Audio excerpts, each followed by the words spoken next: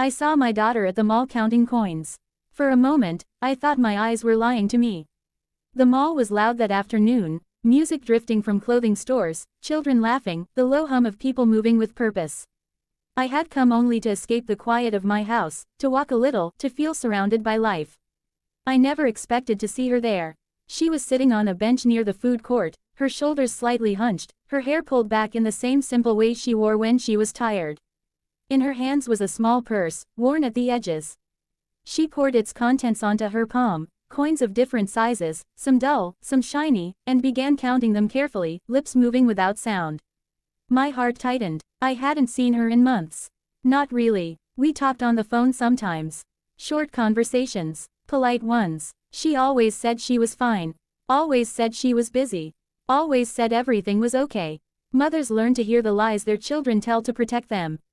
I walked closer, slowly, afraid that if I moved too fast she might disappear, like a painful thought you don't want to face. "Sweetheart," I said softly. She looked up, startled. For half a second, fear crossed her face.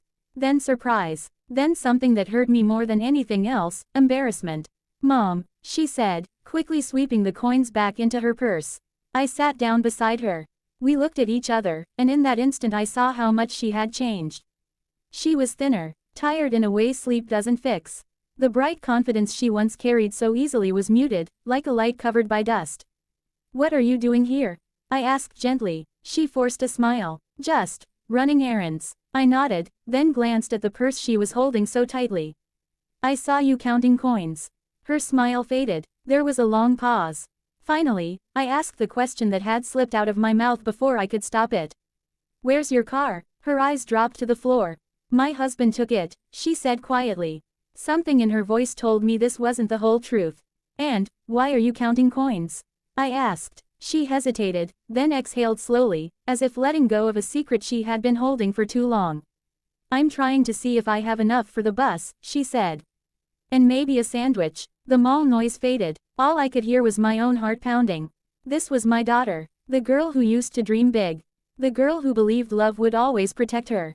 The girl who once promised herself she would never depend on anyone who could take everything away from her. I swallowed hard. "Where is your husband right now?" I asked. She shrugged. "At work, I think." "You think?" She didn't answer. Instead, she stood up. "I should go." "The bus." I reached out and gently took her hand. "Sit," I said, not as a command, as a plea. She sat back down. We were quiet for a moment, surrounded by strangers who had no idea a quiet breaking point was happening right beside them. "Talk to me," I said. "Please." Her eyes filled with tears instantly, like they had been waiting for permission. "I didn't want you to know," she whispered. "I didn't want you to worry." My chest ached. "Tell me," I said again. And then she did. She told me how, little by little, her life had shrunk. How after marriage, her husband had insisted on handling the money, to make things easier. How he told her she didn't need to work, that he would take care of everything. How slowly, quietly, her independence disappeared. At first, it felt like love, she said. Like security. I nodded. I had seen this story before. Too many times. Then it became control, she continued. He started questioning everything. What I bought, where I went, who I talked to. If I asked for money, he'd sigh, like I was a burden. My hands clenched in my lap. He said the car was in his name anyway, she went on. So now he takes it. Says I don't need it. And you believed him? I asked softly. She shook her head. I didn't believe him. I just felt stuck. She wiped her tears quickly, ashamed of them. I used to have dreams, Mom, she said. Now I count coins. I pulled her into my arms, right there in the middle of the mall. I didn't care who saw us. You are not stuck, I said into her hair. You are paused. There's a difference. She cried then, quietly, deeply, like someone who had been holding everything inside for far too long. When she finally pulled back, her eyes were red but clearer. I don't know how to leave, she admitted. I don't have money. I don't have a car. I don't even know where to start. I looked at her, the same girl who once learned to ride a bike after falling 10 times, who once stood up to a teacher who underestimated her, who once believed she could become anything. You start, I said, by not being alone anymore. She looked at me, searching my face. Come home with me, I said. Just for a while. Her first instinct was to refuse. I saw it in her eyes. Pride, Fear. Habit. I don't want to be a burden, she said. You are my daughter, I replied. You could never be a burden. She nodded slowly. That day, I didn't just see my daughter counting coins. I saw a woman who had been quietly surviving. And I promised myself, sitting there beside her, that this would not be the end of her story. It would be the beginning. We left the mall together. I bought her food first. Not something fancy, just a warm meal, but the way she ate told me how long it had been since she last allowed herself to choose. She kept saying she wasn't that hungry, yet every bite disappeared quickly. On the drive home, she stared out the window in silence. I didn't push her to talk. Healing doesn't start with questions. It starts with safety. When we reached my house, she hesitated at the door like a guest who wasn't sure she was welcome. This is still your home, I said, opening the door wider. That night, she slept for nearly 12 hours straight. I sat alone at the kitchen table long after the house went quiet, replaying everything she had told me. Every word cut deep, not because I blamed myself, but because I recognized the pattern. Control doesn't begin with cruelty. It begins with comfort. Over the next few days, she slowly opened up. She told me how her husband monitored their bank account. How he would question every purchase, even groceries. How he'd make jokes in front of others about her being bad with money. How did that make you feel? I asked one morning. She shrugged. Small. That word stayed with me. Small. She had become smaller so he could feel bigger. I watched her regain small pieces of herself each day. The way she chose her own clothes again. The way she laughed more freely. The way she stopped asking permission before leaving the room. But fear still lived in her shoulders. He's going to be angry, she said one evening. He keeps texting. Let him be angry, I replied. Anger loses power when it doesn't control you. She wasn't ready to believe that yet. A week later, he showed up. I saw his car outside before she did. Her whole body froze. He's here, she whispered. I stood up. Calm, steady. Stay here, I said.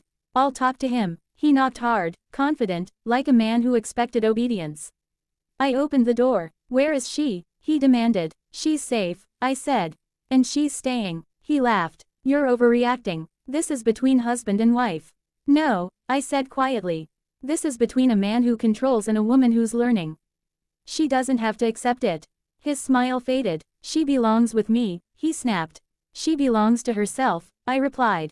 That was the moment I saw it in his eyes, fear. Because control only works when silence does. He left angry, but uncertain. And uncertainty is where change begins. That night, my daughter sat across from me at the kitchen table. I'm scared, she admitted. I know, I said. But you're not powerless anymore. We made a plan. Slowly, carefully, she updated her resume, reached out to old contacts, looked into courses to refresh her skills. Every step felt heavy, but each one lifted her a little higher. Weeks passed, then months. She found part-time work first.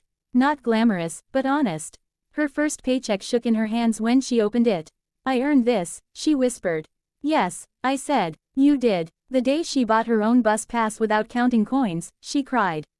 The day she opened her own bank account, she smiled like someone who had been holding their breath for years.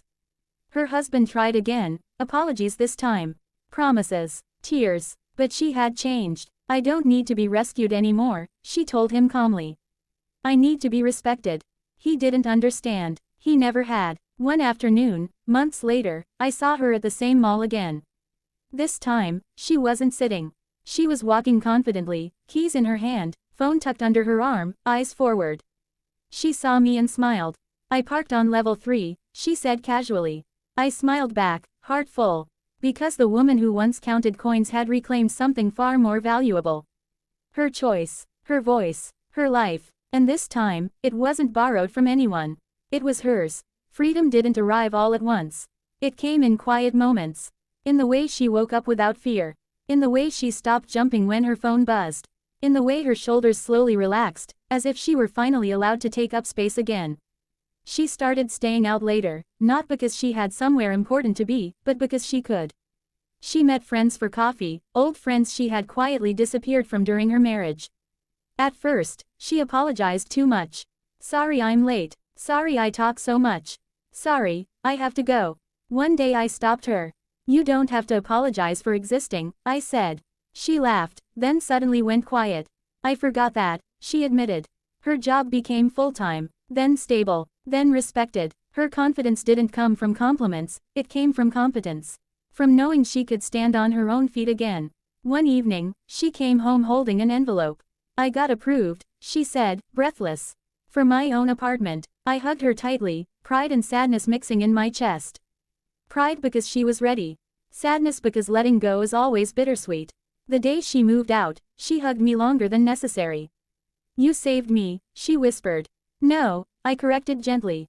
"You saved yourself. I just reminded you who you are." She nodded, wiping her eyes. Life didn't become perfect after that. Healing never does. There were nights she doubted herself. Days when old fears crept back in. But now, she knew those fears didn't define her. Her husband, soon-to-be ex, faded into the background. His messages stopped. His power dissolved the moment she stopped needing his permission. One afternoon, she invited me to lunch. We met at the same mall. The same food court, the same bench. But this time, she placed her purse down casually, paid with her own card, and didn't rush. "Do you remember the last time we were here?" she asked. I nodded. I remembered everything. "I thought that moment meant I had failed," she said softly. "But now I see it was just the moment I woke up." She reached into her purse and pulled out a handful of coins. She placed them on the table between us. "I keep these," she said. "To remember." "Remember what?" I asked. "That I survived. That I rebuilt. That I never want to forget how strong I am." She smiled, bright and steady. As we stood to leave, she grabbed her keys and twirled them once in her hand. "I parked close today," she said with a grin. I laughed, tears filling my eyes. Because I no longer saw my daughter counting coins. I saw a woman who knew her worth. And I knew, without a doubt, that her story, once quiet and painful, had become a lesson written in courage. Not just for her, but for anyone who ever thought being small was the same as being safe. Time passed, and something unexpected happened. She stopped defining herself by what she escaped from. Instead, she began building toward what she wanted. Her apartment slowly filled with signs of life, plants by the window, books stacked beside the couch, photos she chose herself. No one questioned her purchases. No one tracked her movements. Silence no longer felt threatening. It felt peaceful. One evening, she invited me over for dinner. She cooked. Real cooking, not rushed, not nervous. Music played softly in the background. She moved freely in her own space, barefoot, relaxed. "I used to think peace was boring," she said, stirring a pot. "Now I realize chaos just pretended to be passion." After dinner, we sat on the balcony. City lights blinked below us like quiet applause. "I've been asked something lately," she said. "At work, by friends." "What?" I asked. "How I did it," she replied. "How I left. How I started over." I looked at her. "And what do you tell them?" She thought for a moment. "That I didn't wake up brave," she said. "I woke up tired. Tired of being afraid. Tired of shrinking. Tired of asking for permission to live." A few months later, she started volunteering. Nothing official at first, just helping women who reminded her of herself. Listening, sharing resources, saying the words she once needed to hear. "You're not weak. You're not crazy. You're not alone." Those words saved lives, including hers. One day, she came to see me with a serious expression. "I filed the final papers," she said. I nodded. No celebration, no tears, just closure. "He didn't fight it," she added quietly. "He barely showed up." I wasn't surprised. Control hates witnesses. And he no longer had one. Later that year, she bought her first car. It wasn't new. It wasn't flashy. But it was hers. She called me from the parking lot, laughing. "I didn't even think about the price," she said. "I just chose." That night, I sat alone again at my kitchen table. But this time, the silence felt different. It felt full. Because somewhere in the city, my daughter was driving home in a car she owned, to a life she chose, carrying a strength she earned. And I understood something deeply then. The moment I saw her counting coins wasn't the saddest part of her story. It was the turning point. The moment a woman realized she deserved more than survival. She deserved freedom, and she took it. Freedom didn't just change her life. It changed her voice. She began speaking differently, more slowly, more clearly, without fear of interruption. When someone talked over her, she didn't shrink. She waited, and when they finished, she continued, unbothered. People noticed. At work, she was offered a leadership role. Nothing dramatic at first, just mentoring new employees. But the first time one of them said, "I feel safer asking you," she went quiet afterward. "I used to think I had nothing to offer," she told me later. "Now I realize my survival became my skill." She started setting boundaries. Real ones. With friends. With coworkers. Even with me. And I was proud. One afternoon, we sat together going through old boxes, things she'd left behind when she moved out years ago. Letters. Photos. Receipts from a life that felt distant now. She found an old notebook. Inside were pages of small handwriting. Lists. Numbers. Apologies written but never sent. "What's that?" I asked gently. "My proof," she said. Proof that I wasn't imagining it. That I really was controlled. That I really was surviving. She closed the notebook and smiled. "I don't need this anymore." She didn't throw it away. She didn't burn it. She simply put it back in the box and taped it shut. Healing doesn't erase the past. It puts it in its place. One evening, she called me unexpectedly. "I ran into him today," she said. My heart tightened. "Are you okay?" "Yes," she replied. And she sounded calm. He asked how I was doing. I told him the truth. And I asked. He didn't know what to say, she said softly. Because for the first time, my happiness had nothing to do with him. Silence stretched between us. I didn't feel angry, she added. I felt free. That night, after we hung up, I cried. Not from fear, from relief. Because I realized something every parent hopes for but rarely gets to witness so clearly. My child had not just escaped harm. She had transformed it into wisdom. She was no longer the woman counting coins on a mall bench. She was a woman who knew her value, measured not in money, not in approval, not in permission, but in peace. And peace, once earned, is priceless. 1 year later, we went back to the mall again. Not because we needed to, but because she wanted to. "This place doesn't hurt anymore," she said as we walked side by side. "I don't want it to own that memory." We sat at the same food court, but this time she ordered confidently, paid without thinking, and laughed freely. Around us, life moved fast. Families talking, children running, people rushing somewhere else. And yet, in that moment, time felt still. "I used to think success was proving him wrong," she said quietly. "But now I know success is not needing to prove anything at all." She looked at me, eyes steady. "Thank you for asking me that day where my car was," she added. "Not because of the question, but because you saw me." I swallowed hard. Parents often think their job ends when children grow up. But sometimes, the most important moments come much later, when your child is grown, broken, and quietly asking to be seen again. As we stood to leave, she reached into her purse and pulled out those same coins one last time. She placed them gently into my hand. "I don't need them anymore," she said. Then she closed my fingers around them. "But I want you to keep them." I nodded, unable to speak.